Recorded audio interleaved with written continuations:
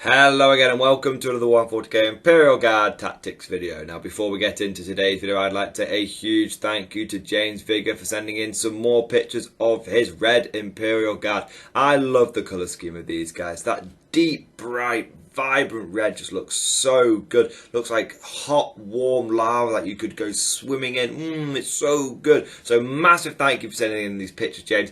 And it's great to hear that you've been handing out some more smackdowns with the Baneblade. Great work. If anyone else has got any cool pictures you want me to use in my videos, please consider sending them in to me on my Facebook or my email address, which is mordianglorytv@gmail.com. And don't worry, if you're like me and you're an ogre who's not had his bone and surgery yet, there's links to the Facebook and my email address down in the description below. Without further ado, let's crack on with today's video. So today, guys, I want to talk about an interesting theory, an interesting observation that I have, which is Guard the new Gatekeeper faction? Now, for those of you that don't know what a Gatekeeper faction is, basically it's one of those that you have to beat in order to be able to have a chance really in the competitive meta. It's that faction that's always going to be at a tournament, and if you're not ready to deal with that faction, you're not really ready to enter the competitive circuit. And a lot of people don't like Gatekeeper factions, let's be honest about this, because the traditional Gatekeeper faction of 40k has been Imperial Knights. And the reason that Imperial Knights have been that traditional Gatekeeper is because they're one of those weird factions which is they're, by definition, a skew list, right? Because they're all big stompy robots, and there used to be a saying in the 40k community, how many knights can you kill in a turn? Is it less than one? Can you kill a knight a turn?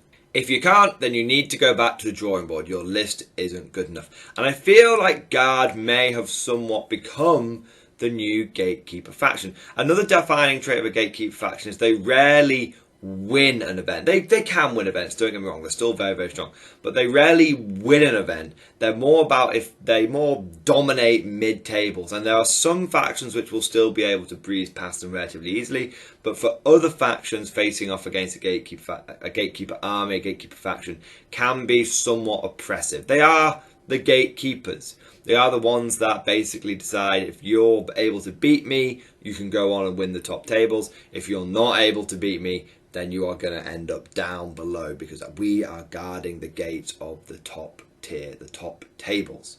So that's kind of the definition of a gatekeeper. And why do I think that Guard has become that Gatekeeper faction? So the first thing I want to talk about is skew lists. Most Guard lists tend to be skew lists. Now they don't have to be that way. Often you'll see many Guard players running quite a balanced list.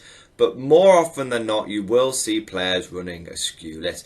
Either it's someone who's running like pure infantry, or it's someone that is running like loads of tanks or mechanized armor. Like a lot of Guard lists are skew lists, and that's kind of the nature of the Imperial Guard, because most people when they play Guard want to try and recreate something that they've seen in real life. So for example, maybe they want to collect a tank company because maybe they were in a tank company in real life. Maybe they're an ex-soldier, so they'll be like, right, well, I want to recreate my regiment. Or maybe they'll be like, well, I want to collect a modern fighting force, so I'm going to go for like a mechanized infantry fighting force and have what feels like quite a realistic army on the tabletop. Or maybe, like a lot of people, they want to get that World War I vibe. They want to see waves after waves of infantry with artillery, that Krieg-style army list. And maybe they're like, I want to recreate that World War I army, so now I'm going to have pure infantry, or mostly infantry backed up by artillery.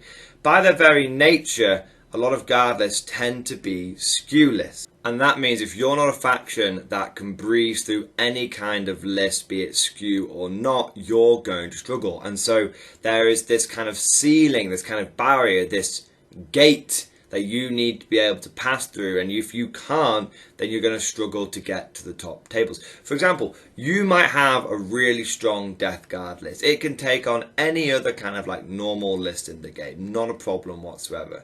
But the moment it comes slap bang into, let's say, 10 Lehman Russes, then it just doesn't have the anti-tank to deal with it, and you don't really have like the secondaries or whatever to be able to pick it up.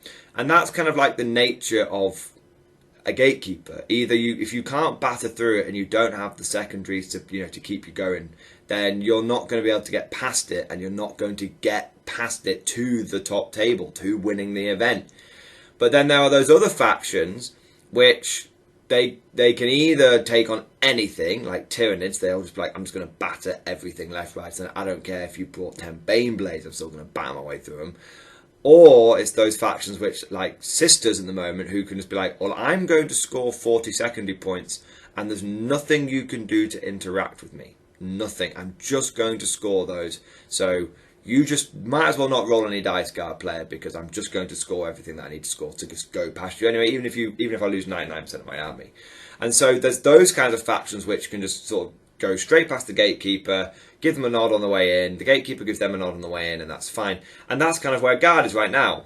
You know, we can batter those other lists, those other factions, but those that can just have a good time outscoring us, and those that can have a good time that just smash everything in their path, they're just going to go straight past us. We're not really an obstacle to them. Now, speaking of scoring and being outscored, I say that guard has some pretty decent secondaries. We don't have the best in the game at all, but every single one of our unique secondaries, it's pretty easy to score about 10 points on. And so most guard games that I've found since Nephilim have dropped, I've been able to score a comfortable between, no less than 70, but never breaking into sort of the 90 point range. Okay, we're scoring solidly between 70 and 80 points every single game, which puts us at a nice middle point, because those top tier factions that can just breeze past us and score 90 plus points every game without ever having to roll a dice, they're just going to keep doing that, But those armies that rely on being able to interact with our secondaries or are weak to us interacting with their secondaries and denying them their secondaries, those ones are going to struggle. Because one of those things, again, it's like, can you kill a knight a turn? Okay, can you score 90 points guaranteed every game? If you can, come through, welcome past the Gatekeeper. If you can't, then the Gatekeeper is there to probably hold you up. Okay, that's kind of another factor, I'd say like a 9th edition factor of the Gatekeeper. Okay, how many points can you score? Are you going to beat that guard player who's going to basically be scoring an average of 80 points every game? Okay, that's his average. He's going to score 80 points every game. Can you get 85 points at least? No? Then you need to go back and rewrite your list. Another gate put in your place. Not just a durability, firepower sort of gate, but a point scoring gate. Okay, so that's another example of why I think guard are a Gatekeeper, because we have decent, solid scoring secondaries, but unless we really build into it, we can't ourselves like guarantee like 90 plus points. I want to be clear, guys, there's always exceptions that prove the rule. There's always exceptions that prove the rule. But my point is, like, we have a decent, amount of secondary scoring ability, but we don't tend to have like 90 plus. Okay, and so the last thing I would say that makes us a bit of a Gatekeeper thing is similar to what I've sort of hinted at and mentioned throughout this. It's like, can you kill a knight a turn? Well, now I think the new saying should be is, can you kill 2 Leman Russes a turn?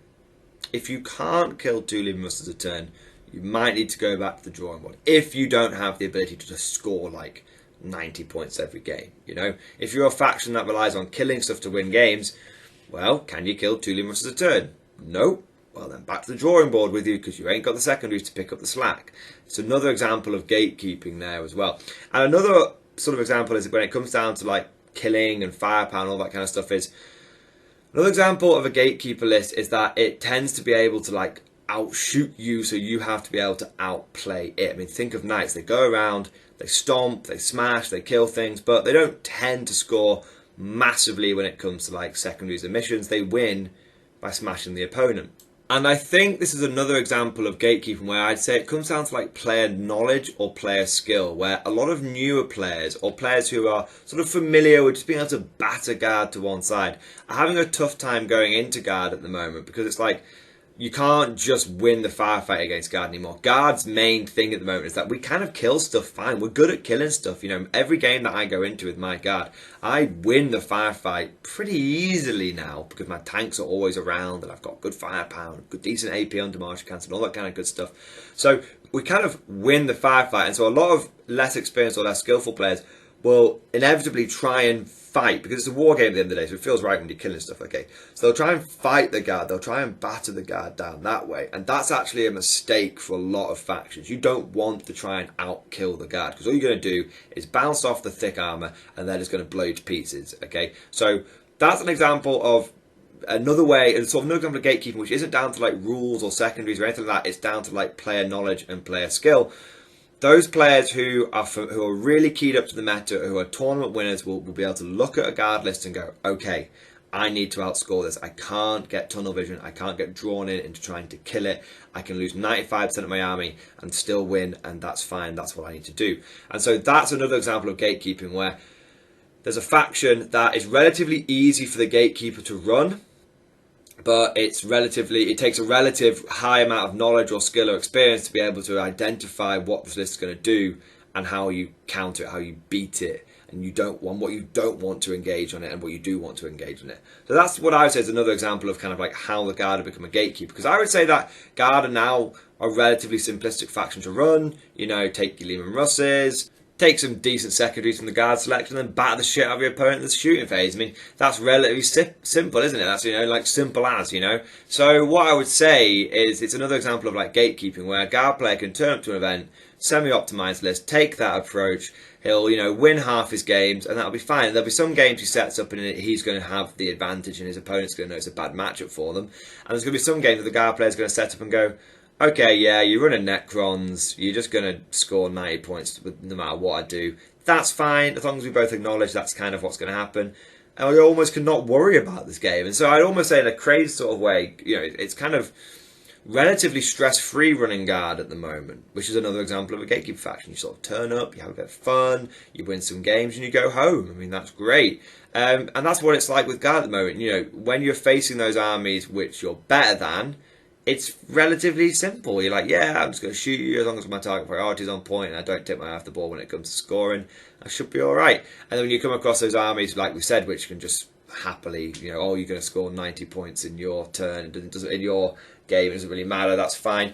Right, I almost know there's not much I can do about this. I'll give it a go, but I'm not going to bust my ass trying to, you know, beat a list that I probably can't beat. So, yeah, that's fine. And so that's where you tend to find you are with the Guard at the moment. You're sort of just cruising along, bullying everyone in the middle tables, and sort of getting the nod of respect from those players that are going to win the event, because they're like, yeah, well, you know, you're bringing Guard to you, you know, you're the gatekeeper. We both understand what's going on here now, don't we? It's like, yeah, we understand. Go on, mate. Off you go. Go on, your Harlequin player. Go on, your Necron player. Go on, your Sister player. Off you go, kind of thing.